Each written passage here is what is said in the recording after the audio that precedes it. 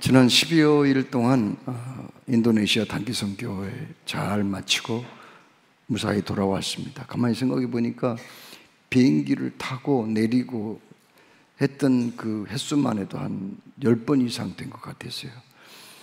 그 비행기를 타다 보면은 너무 막 짐도 검사하고 또 몸도 수색하고 하기 때문에 또 공항에서 이것저것 트입 잡고 붙잡고 하면은 굉장히 복잡하거든요. 그런데 이번에는 한 번도 그런 일이 없었습니다. 또 인도네시아는 뭐 그냥 사람, 차, 오토바이 막 뒤섞여가지고 얼마나 교통이 혼잡한지 몰라요. 저는 그곳에서 운전을 못 하겠더라고요. 얼마나 힘든지요. 근데 그곳에서 은혜 가운데 다치거나 또 불미스러운 일이 거의 없었습니다. 그리고 또 거기서 또 차를 타고 한 6시간 이상 그 정글에 간 적도 있거든요. 그 정글은 너무 길이 안 좋아요. 어떤 곳은 막 그냥 나무가 금방 부러져서 강에 빠질 것 같은 그런 다리도 있고 하더라고요. 그런데도 아무런 어려움이 없었고 가는 곳마다 성령님이 역사하셔가지고 은혜가 넘쳤습니다. 또 주일날이나 수요일 같은 모이는 시간이 아님에도 불구하고 사람들이 그렇게 많이 왔더라고요. 그리고 어떤 곳은 한 5교회 이상 연합으로 이렇게 모여가지고 그냥 사람이 앉을 자리가 없어서 아이들은 그냥 그 땅바닥에 앉아서 같이 예배하고 또 신학대학에서 예배했는데 다 끝나 시간이 되었음에도 불구하고 가지도 않고 그렇게 또 더 은혜로운 시간을 가졌으면 좋겠다 그렇게 요청하는 그런 학생들이 많이 있었습니다. 모두가 다 여러분들이 기도해 주신 그 힘이라고 생각하고 진심으로 감사를 드립니다. 오늘 우리가 봉독한 고린도후서 말씀은 그 유명한 사도 바울이 고린도 교회에 보낸 2번째 편지 내용이거든요. 근데 이 편지 내용을 보면은요, 그 로마 제국이 그 당시에 그 지중해를 중심으로 해서 아시아, 아프리카, 유럽 지역의 많은 나라들을 점령을 해서 다스리고 있었을 때거든요. 그리고 그때 로마 제국의 황제는 연례 행사로 1년이면 한두 차례 꼭 다른 나라를 침공을 해야 했습니다.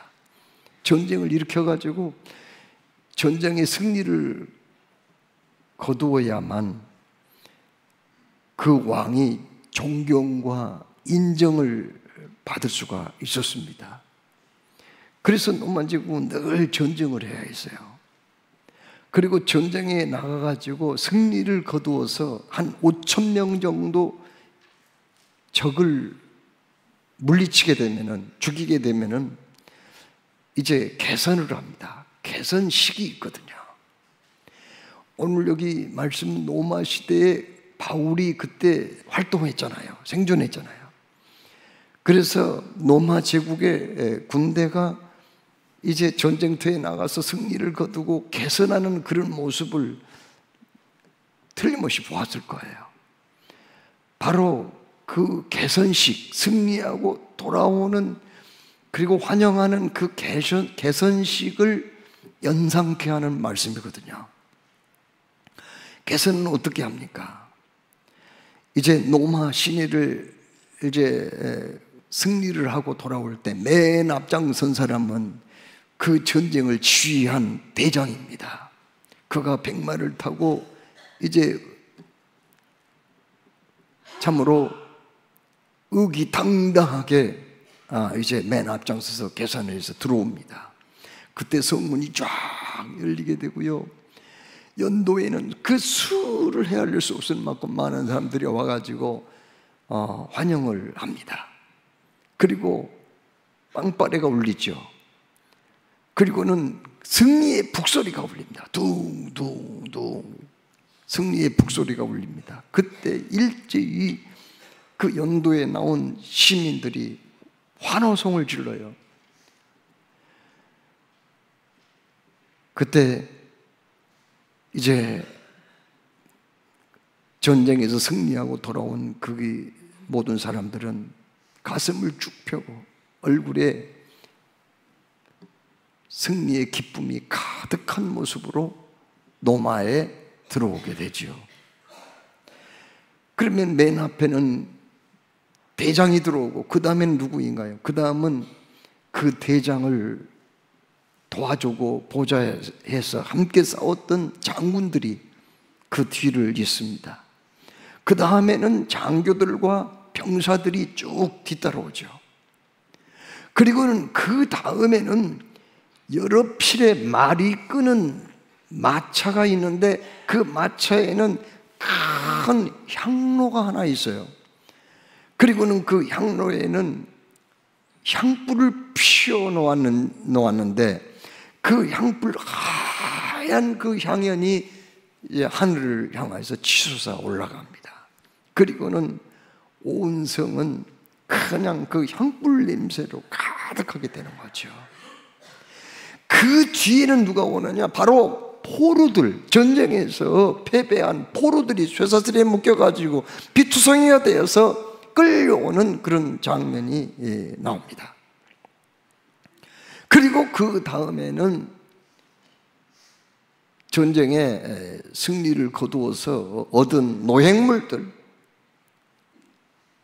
이런 것들이 뒤따라서 오게 됨으로써 그 개선식은 절정을 이루게 됩니다.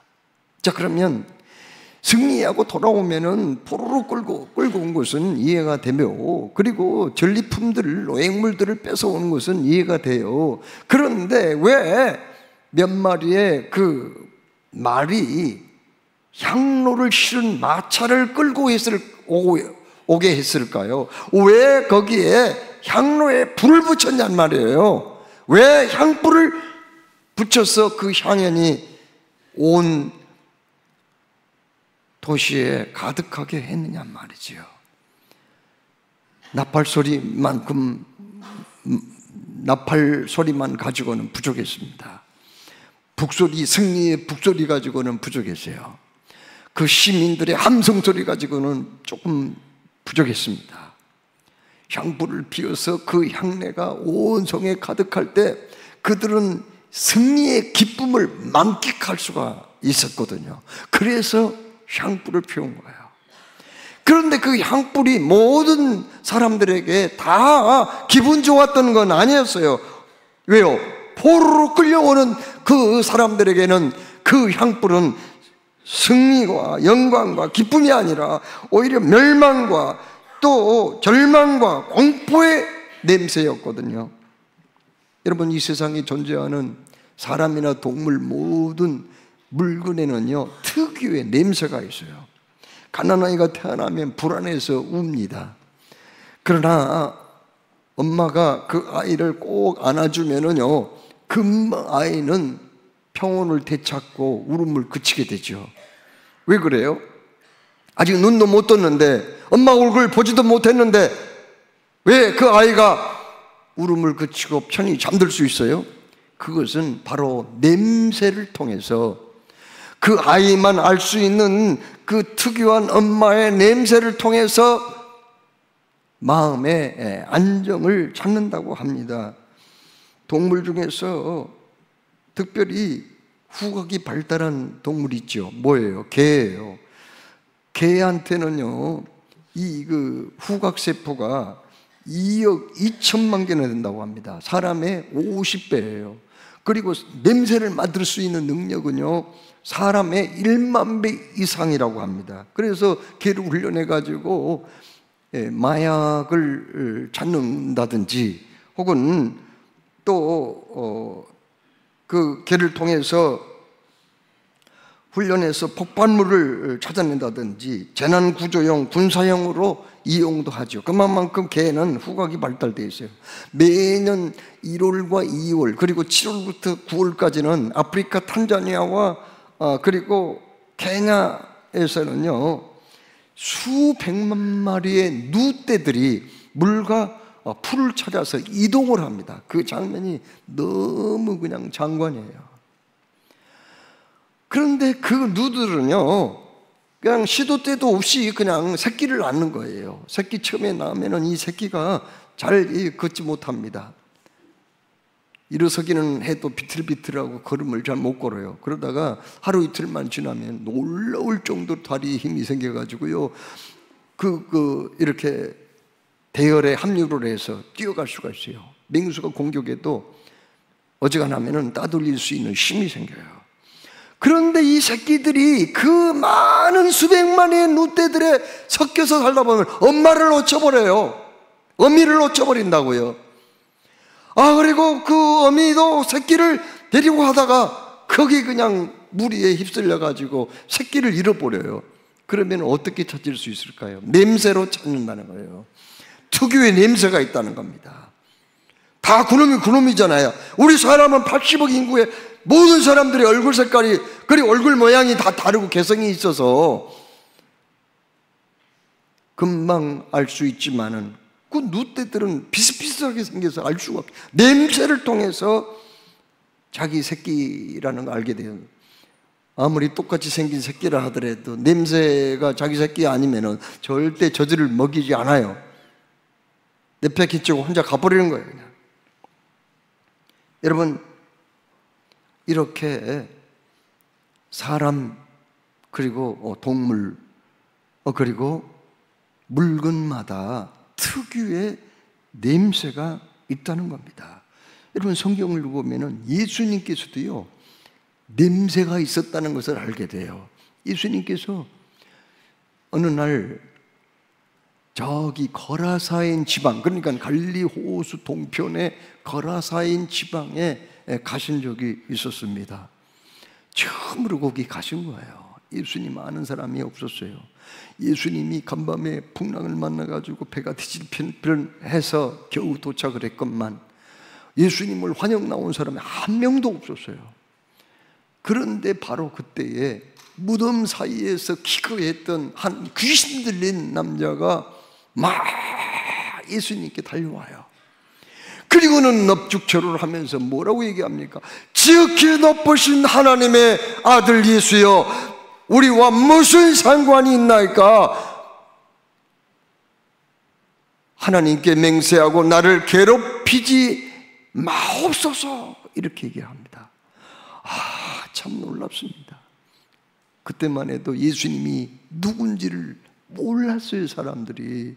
그런데 귀신 들린, 이 군대 귀신 들린 사람이 맨 먼저 예수님이 하나님의 아들이라는 걸 발견하고, 그리고 마귀 권세를 물리치러 이 땅에 오셨다는 거, 인간들을 구원하러 오셨다는 것을 알고 고백하는 거 보세요.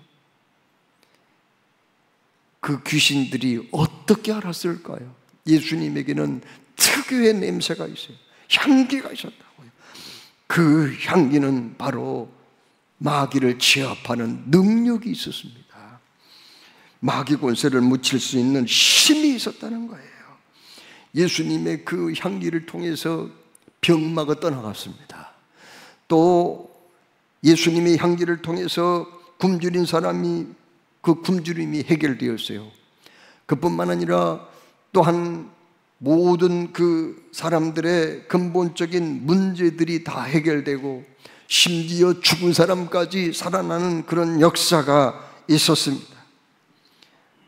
여러분, 예수님을 가장 많이 닮았던 사람 사도 바울을 보세요.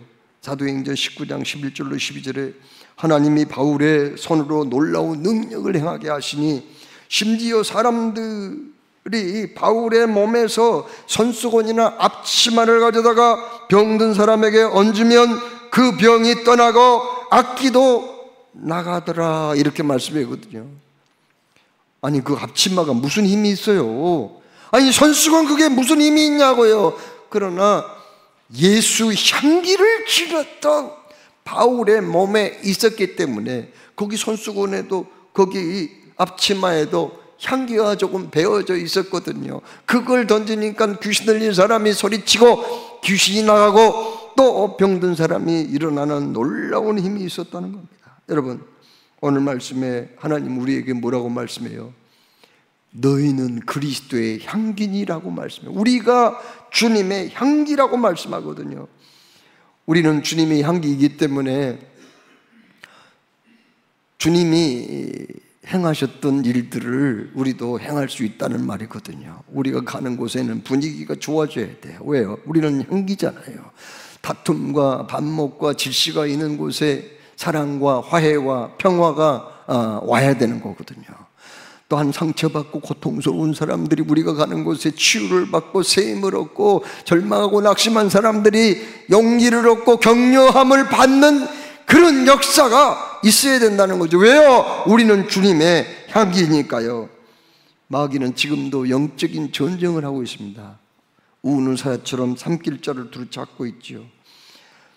사람들에게 병을 갖다 주기도 하고 또 재산을 빼앗으며 죄짓게 만들고 또 가정과 교회에 불화를 가져오기도 합니다. 이단들을 통해서 수많은 영혼들을 사냥하려고 지금 시도하고 있습니다. 그러면 우리가 어떻게 마귀와 싸워서 이길 수 있을까요? 우리의 영적인 싸움은요, 냄새로 결정된다는 거예요. 내가 그리스도의 향기가 있는가 없는가 거기에 따라서 결정이 된다는 말이죠. 마귀는, 귀신들은요, 우리가 영적으로 준비했는가 안 했는가 너무 잘 알아요. 우리에게서 그리스도의 향기가 없는가 아니면은 인간적인 생각으로 가득 차 있는가를 너무 분별을 잘하거든요. 내가 만일 그리스도의 향기로 충만하다면 마귀는 감히 나에게 접근을 할 수 없는 거예요. 나를 손댈 수 없는 거예요. 나에게서 짙은 예수의 냄새가 나면은 귀신들은 무서워서 도망을 갈 것이고, 그리고 우리는 영적으로 승리하게 될 줄로 믿습니다. 독립운동가 이상재라는 사람이 있었어요. 이 사람은 일제 때 암흑기에 서재필 박사와 함께 독립협회를 만들어가지고 독립운동을 활발하게 했어요. YMCA 교육부장을 맡아서 애국 청년 운동을 했거든요. 조선일보 사장을 했어요. 그래서 언론을 통해서 참으로 일제와 싸웠던 그런 사람입니다. 그런데 어느 날 일본 순사가 돈 한 보따리를 가지고 이상재 선생에게 온 거예요. 그걸 주면서 뭐라고 그랬느냐? 선생님, 이제 나이도 드시고 쉴 때가 되지 않았어요? 고향에 내려가세요. 낙항에 하셔서 거기에서 이 돈 가지고 와서 편히 쉬십시오. 이렇게 얘기했어요. 그때 이상재 선생이 그렇게 얘기를 한 거예요. 뭐라고요? 나를 어떻게 보고 이 더러운 돈으로 나를 넘어뜨리려고 하느냐? 이렇게 하니까 그 순사가, 아니 선생님, 지금 아무도 보는 사람 없잖아요. 이거 가지고 가시면 되는데 왜 그러세요? 이때 아무도 보는 사람이 없다고? 아무도 여기 없다고? 네가 보고 있잖아. 내가 보고 있고, 그리고 위에 계신 하나님이 보고 있지 않느냐? 그러면서 하나님, 내가 얼마나 부패하고 썩었으면은 이런 파리떼와 같은 것들이 와가지고 나를 이렇게 유혹을 합니까? 그러면서 큰 소리로 통곡을 하고 말았다고 합니다.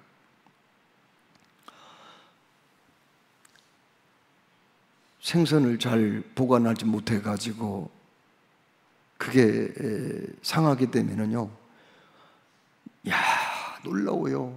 어떻게 그렇게 파리가 냄새를 맡고 들어오는지요. 참 놀라워요. 야, 이거 참 대단하다. 가끔 과일을 먹다가 이 깜빡 잊고 놔둔 적이 있었습니다. 그런데 나중에 보니까요, 그 먹다 둔 그 과일 거기에 시커멓게 날파리들이 와 있더라고요. 그리고 심지어 그 날파리가 거기다가 알을 낳아가지고 애벌레가 기어다녀요. 조그만 애벌레가. 야, 거기 느낀 건 뭐냐면은 창이 지금 그 이중창이어가지고 다 닫아놨는데 어떻게 이게 여기에 들어왔을까? 어떻게 들어오냔 말이에요. 아무튼 냄새를 맡고 이렇게 들어온 거예요. 파리는 썩은 냄새, 더러운 냄새가 있는 곳을 금방 찾아내더라고요. 파리는 특히 죽은 피, 부패한 시체들을 좋아한다고 그럽니다. 그러나 향기가 있는 곳, 깨끗한 곳은 싫어하거든요. 오래 견디지 못하고 괴로워합니다. 마귀도 마찬가지예요. 사람을 판단할 때 냄새로 판단한다는 거예요. 사람에게서 예수의 향기가 전혀 없으면 즉시 그를 넘어뜨리려고 시도합니다. 그리고 결국 자기 노예로 삼아버리죠. 마음껏 부려먹죠. 향기가 있대 그 향기가 짙지 않는 사람, 있는 것 같기도 하고 없는 것 같기도 한 사람은 쉽게 공략합니다. 접근합니다. 유혹합니다. 넘어뜨립니다. 그러면 예수님의 향기를 풍기는 사람들은 어떤 사람입니까? 쓰레기가 쌓여가지고 썩어가는 곳이나 시궁창에 가까이 하다 보면은요, 안 좋은 냄새가 나도 모르게 배어들어요.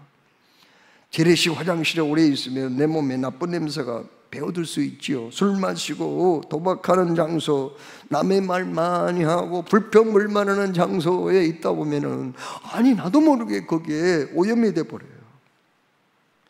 그리고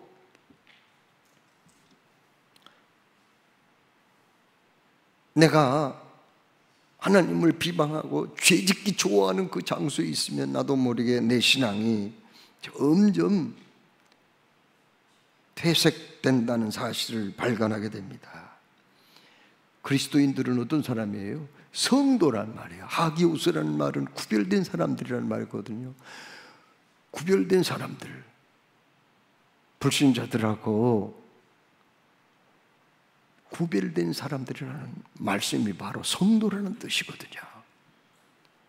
우리 믿는 사람들은 먹지 말아야 할 것은 안 먹어야 되고, 먹을 것은 먹어야 되고요, 갈 곳은 가야 되고, 가지 아니할 곳은 안 가야 되고요, 할 말은 해야 되고, 하지 말아야 할 말은 그만은 그런 사람들이라는 거죠. 그래서 하나님은 내가 거룩하니 너희도 거룩하라고 그렇게 말씀하셨습니다. 그리스도인들은 내 몸과 마음을 더러운 곳에 가서 절대로 오염시키지 아니하는 사람들이라는 것을 알 수 있습니다. 그러면 주님의 향기를 풍기는 사람들은 어떤 사람들일까요? 나 스스로가 몸속에서 그리스도의 향기를 만들어낼 수는 없어요. 그러면 어떻게 해야 돼요? 향기의 원조이신 예수님께 가까이 하여 주님의 향기가 나에게 배어들게 할 수는 있습니다. 주님을 가까이 하여 그 향기에 깊이 취하여 살다 보면은 자신도 모르는 사이에 그 몸에서 그리스도의 향기가 풍겨나게 된다는 말씀입니다. 그러면 예수님을 가까이 하는 구체적인 방법이 뭘까요? 첫째로 영과 진리로 예배를 좋아하는 그 사람, 바로 이 사람에게 주님의 향기가 배어들게 됩니다. 요한복음 4장 23절에 아버지께 참으로 예배하는 자들은 영과 진리로 예배할 때가 오나니 곧 이때라. 아버지께서는 자기에게 이렇게 예배하는 자들을 찾으시느니라. 영과 진리로 예배하다 보면은요, 주님이 찾아오신다는 거예요. 그러면 향기이신 주님과 접하게 되기 때문에 그 사람에게 그리스도의 향기가 배어들게 된다 하는 그런 말씀입니다. 사이가 좋지 않아서 이혼까지 생각한 어떤 부부가 있었어요. 이혼 직전에요, 남편이 1년간 미국에 출장을 가게 되었습니다. 그 사이에 아내는 친구의 전도를 받아서 교회 나가게 됐거든요. 교회 나가서 예배를 드리는데 목사님이 하는 설교가 모두가 다 자기를 향하여서 하는 말씀으로 다 듣게 된 거예요. 그때 그가 진심으로 회개하고 예수님을 영접했습니다. 1년이 다 됐어요. 이제 남편에서 전화가 왔습니다. 몇 월 며칠 귀국한다고요. 그 말을 듣고 차를 가지고 인천공항에 나갔죠. 그 남편을 태우고 집에 오는데 남편이 대뜸 이런 말을 하더래요. 당신 많이 변했네. 그래서 그런 말을 했대요. 아니 내가 뭘 변하기는 변해요. 교회 나간 것밖에 없는데. 1년 만에 아내를 본 그 남편의 눈은 정확했어요. 회개했잖아요. 예수님 영접했잖아요. 그리스도인이 되었잖아요. 변한 건 맞잖아요. 예수의 향기도 그 여자에게 있었잖아요. 바로 영과 진리로 드리는 예배가 주님의 향기가 우리에게 배어들게 한다는 것을 말합니다.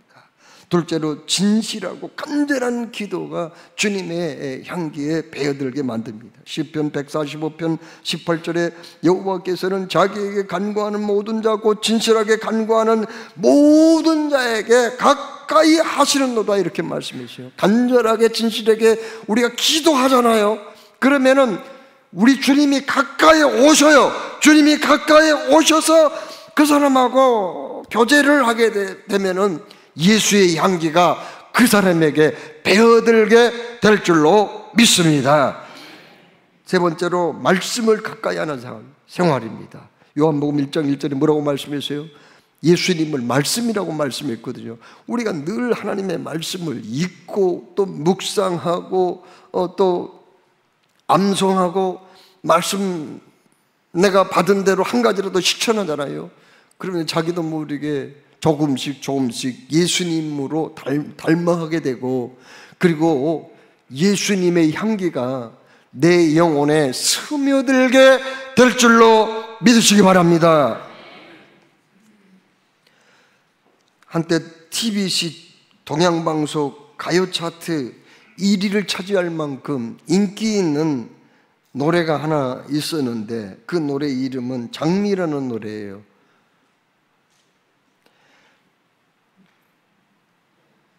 그 노래의 가사는 이런 겁니다. 당신에게서 꽃내음이 나네요. 잠자는 나를 깨우고 가네요. 싱그런 잎사귀 돋아난 가시처럼 어쩌면 당신은 장미를 닮았네요. 당신의 모습이 장미꽃 같아 당신을 부를 때 장미라고 할래요. 그런 노래거든요. 그냥 어찌 보면은 평범한 노래 같지만은 달콤한 가사와 잔잔한 음률이 다정하게 속삭이듯 가슴에 와닿았기 때문에 상당한 시간 인기 차트 1위의 노래였습니다. 여러분, 하나님이 우리에게 뭐라고 말씀하세요? 너는 그리스도의 향기라 그렇게 말씀하세요.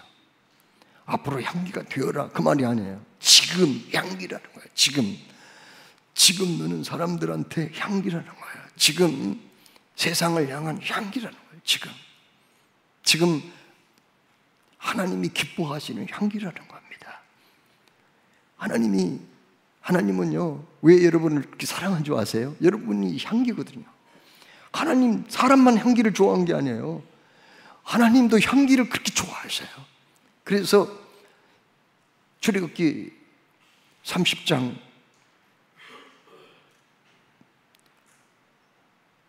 말씀을 읽어보면은 거기에 뭐라고 나왔어요? 너희는 매일같이 성소에 들어가서 향불을 피우라고 말씀하세요. 풍자향, 나감향, 소합향, 이 향을 제조해가지고 향불을 피우라. 만일 향불 꺼뜨리면 그 제사장 해고입니다. 내쫓아버려요. 자격이 없어. 왜 향불을 꺼뜨렸다는 거예요? 하나님이 그렇게 좋아하는 향불을 매일 피워야지 꺼뜨리지 말아야 된다는 거예요.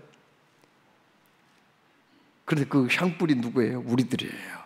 하나님은 우리를 좋아하세요. 왜요?